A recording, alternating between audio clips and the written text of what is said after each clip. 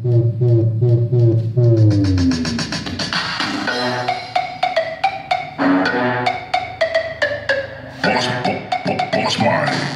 sobrang angas, tignan mo lumalapit yung mga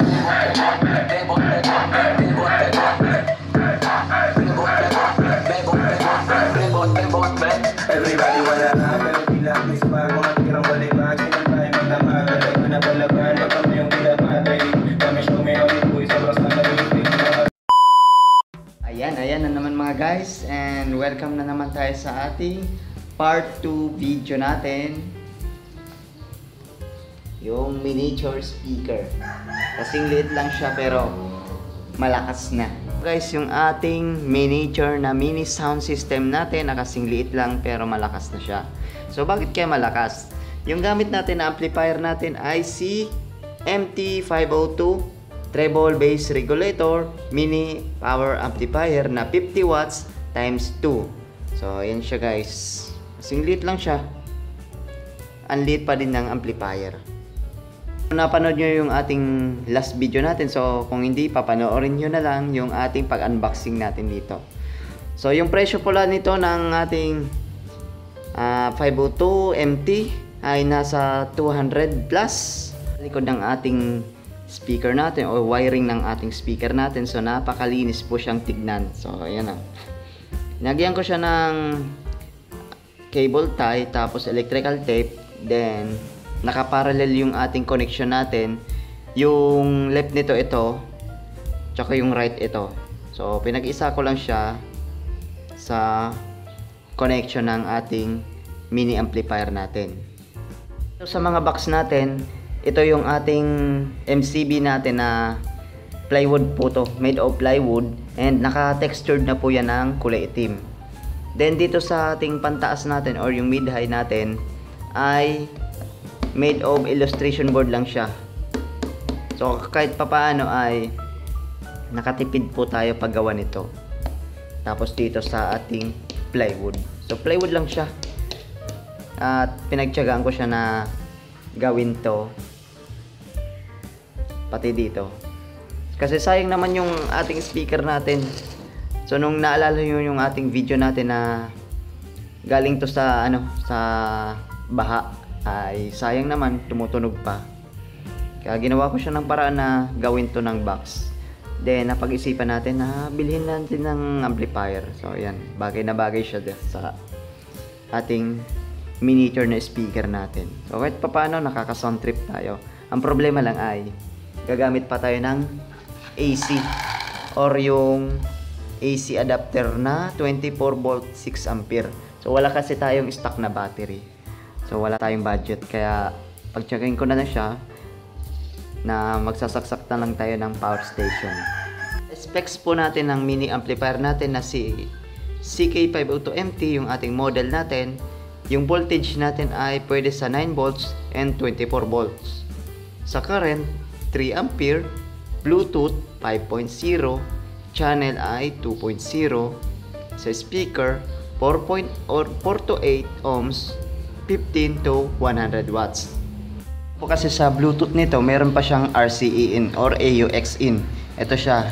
So, linagyan ko siya ng adapter. So, tinest ko siya ng lagyan ng mixer. So, okay naman yung tunog niya. So, kung need nyo ng RCA, gagamit kayo ng 3.5mm jack. So, ayan guys. Kaya 2-in-1 po yung channel niya. So, automatic na to.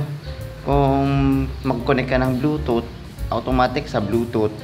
Kung sa RCA, automatic siya. Nalalagyan mo siya ng ganito, automatic siya na ko-connect sa RCA or 3.5mm jack to cellphone or DVD player. Ito pala sa DC-in, yung 9 volts, pwede siya sa 9 volt to 24 volts. So, hindi siya maglalagpas sa 24 volts. So, sakto lang. So, yung sa akin ay sakto lang yung ginamit kong power adapter, 24 volts.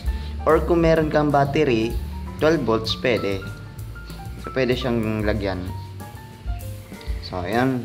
Magsa-sound testing na tayo. So, ayan na yung ating portable power station. Ito tayo mag-testing sa ating ginagawa namin na second floor house. So, dito buo yung tunog nito. So tara, testing na natin to at i-assemble na natin yung supply or power. A few moments later. So ito guys, naka-ready na po yung ating setup natin. So yan.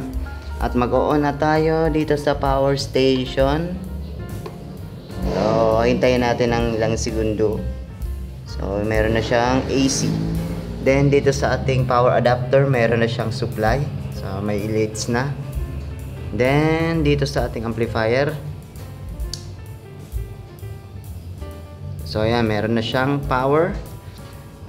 Then sa cellphone, kasi magbo-bluetooth tayo. So ito guys.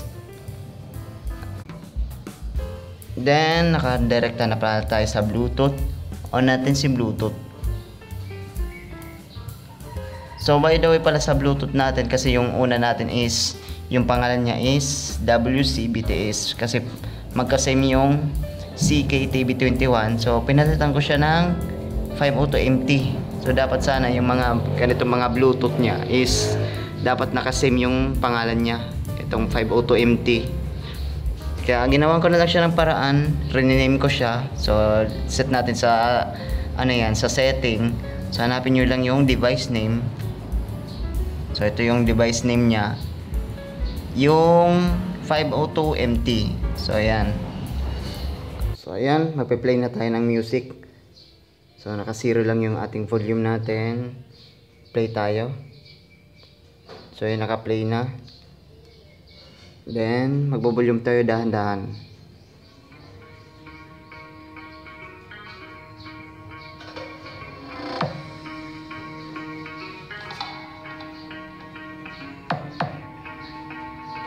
So lakasin natin pa konti.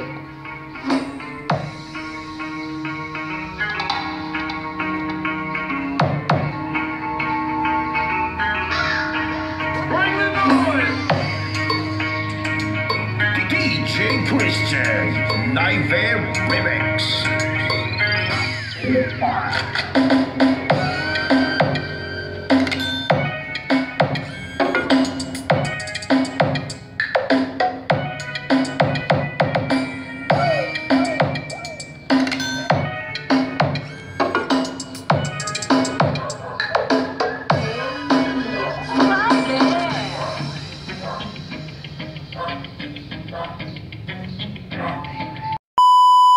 Yan, ulitin natin yung ating sound check natin kasi may tao sa baba. So yan, ulitin natin.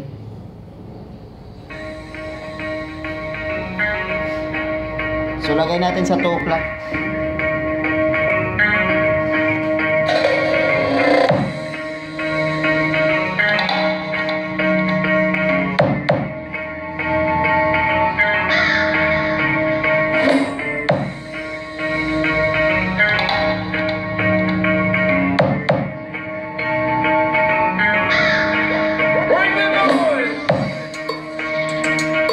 DJ Christian Nightmare Remix.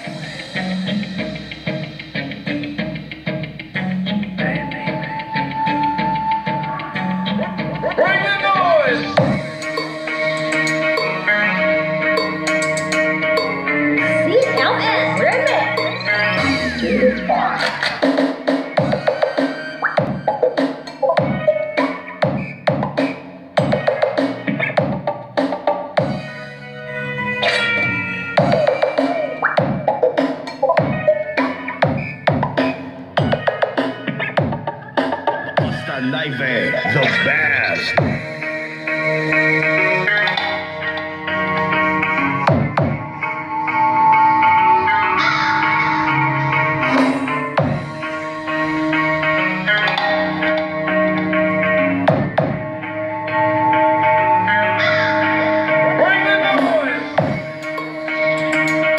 DJ Christian Nightmare Remix.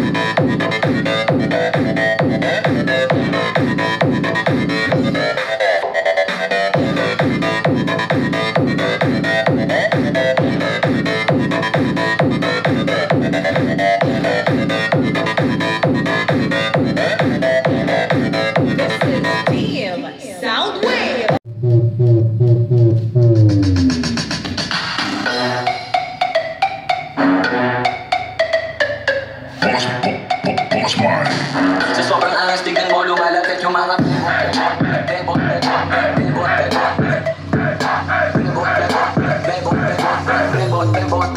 Everybody wala na, pero tila may spark. Mga tirang balibag, kailan tayo magdamag. Alay mo na palaban, wag kami yung pinapatay. Kami show me how it boy, sobrang sana.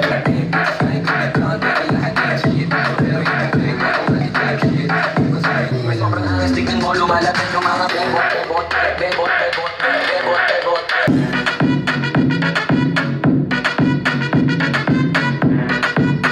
Pasang base.